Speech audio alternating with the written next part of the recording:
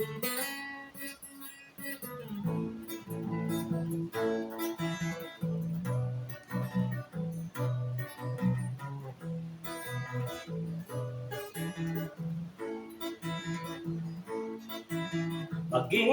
sa umaga, handa sa pag-eskwela, magkinig tayo sa ating ama't ina.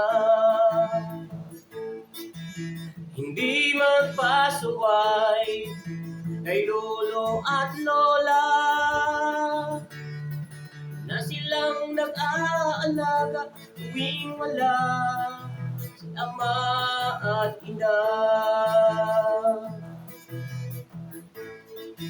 Kung nandun sa paaralan, hindi magpasuway, hindi rin tayo maghanap ng away. Makinig tayo sa maestro at maestra, na silang nagtuturo tuwing tayo nag-aaral talaga. Ang pag-eskwela, huwag nating sayangin. Ito ang daan para sa ating magandang kinabukasan. Kung tayo'y may diploma, masayang pamilya, at di mahihirapan, tayo'y maghanap ng ating trabaho. Sa panahon ngayon, importante sa atin na meron tayong edukasyon. Kung tayo'y nag-aaral, huwag mag-inom at magdroga,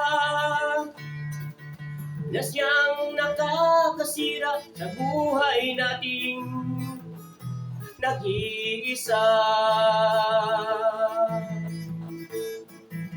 Ang pag-eskwela, huwag nating sayangin. Ito ang daan para sa ating magandang kinabukasan.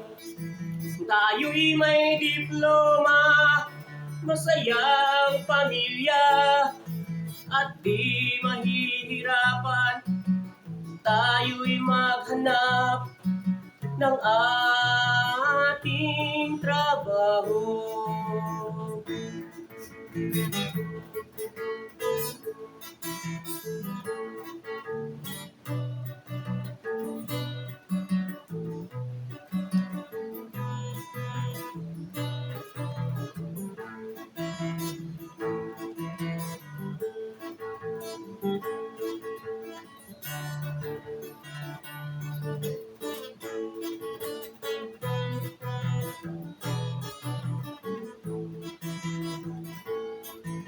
Ang pag-eskwela, huwag nating sayangin.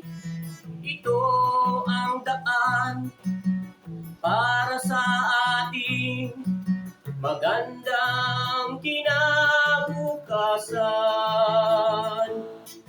Tayo'y may diploma, masayang pamilya, at di mahihirapan, tayo'y maghanap ng ating trabaho.